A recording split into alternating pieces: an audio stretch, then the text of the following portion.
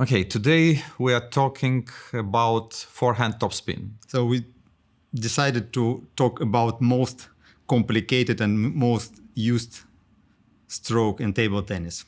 It's like essential part of table tennis. You cannot play without topspin. No, you can't. No. Absolutely. No. There are some players who are using more backhand topspin, but anyway, the majority are using forehand topspin. Vast majority, I would say. Yeah. Yeah, it doesn't matter if you rely on the backhand game. Anyway you need topspin to win the point and to balance your game.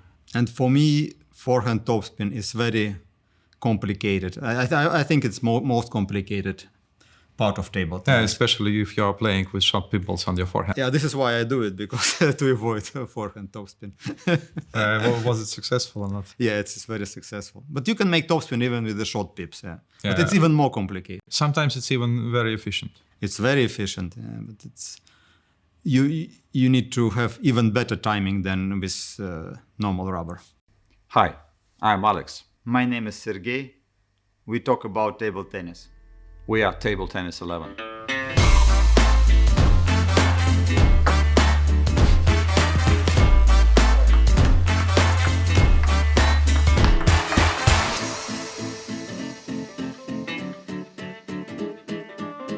But to whom we are talking today? To rookie players, to players who are learning technique, or already advanced players, or for top players, for coaches.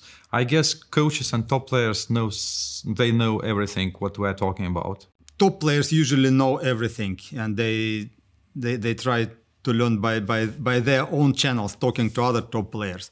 But anyway, I think coaches can use our video to make a presentation to their students. So, for example, working part-time as a coach, for me it was very important to structurize my knowledge.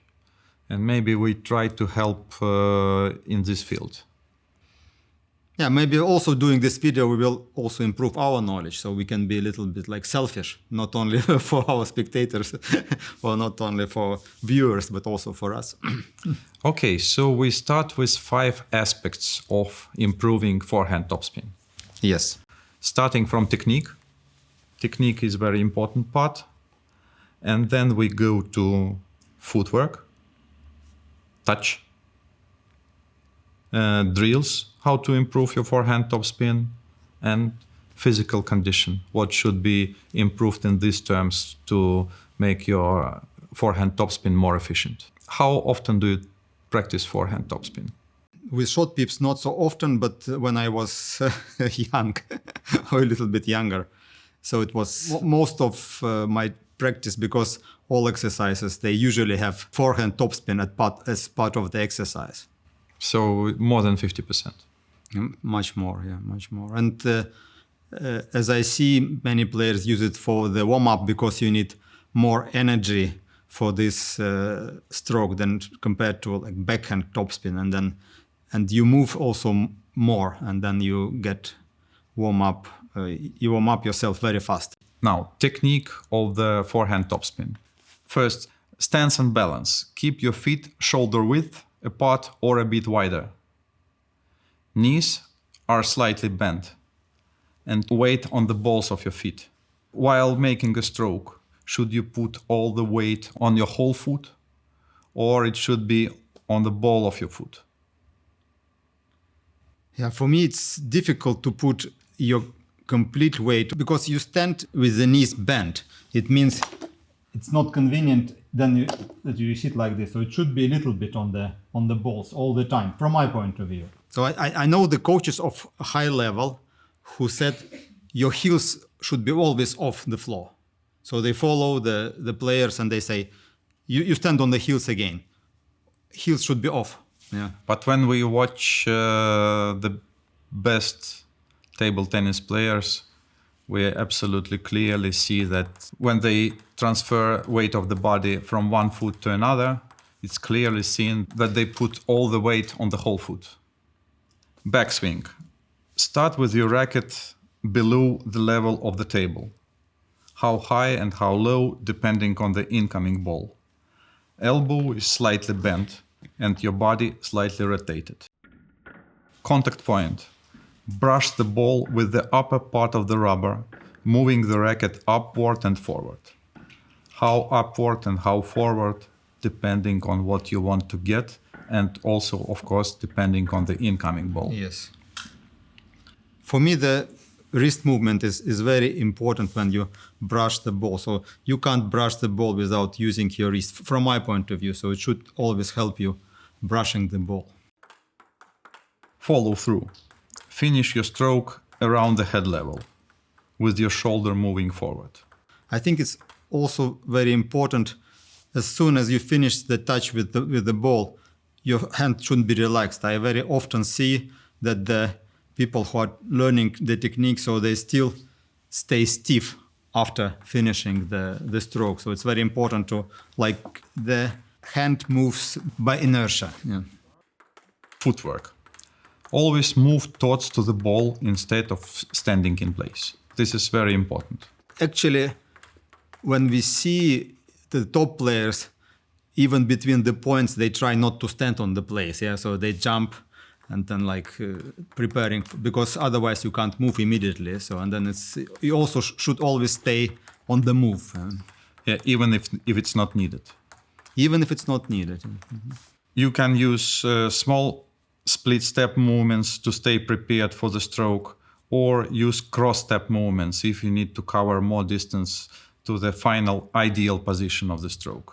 Yes. And also with this cross step and with bigger step, you can add some power of the body inertia. Yeah, but this is complicated part of forehand topspin, this cross steps and so on. This is finding the right point to meet the ball. So this is requires already high skill from my point of view. Spin and power control. This is what we call touch. My advice is to start with a slow, controlled topspin and then gradually increase speed and power. In order to make it more effective and more stable, you have to experiment with different racket angles to find the best spin control. Practice against different kind of spins using robot, training partner, or a coach feeding multi-ball using different type of strokes. Another advice is to use spin wheel for better feeling of the brushing movement. Not only for the brushing movement, it is also to have the correct direction of the stroke. What drills we can recommend to improve forehand topspin? First, basic is slow topspin against block to refine your technique. Second, topspin against backspin to develop strong and spinny shot. Target hitting drills to improve accuracy and placement. This is very important, I think. Very often the topspin is played at one point, and then if you yourself play different targets, different points, then this is very efficient for improving technique. In other words, variation matters a lot. Yes. So you can add not only more power, not only more spin, but also placement is important. Yes. And of course, multi-ball training. To master your forehand topspin, multi-ball is essential part of the training to enhance reaction time and stroke consistency. Physical conditions. What should be done to improve your forehand topspin? Strengthen your legs and core. For this, you can do different kind of squats and planks. Improve speed and coordination. Jump rope and exercises with resistance band.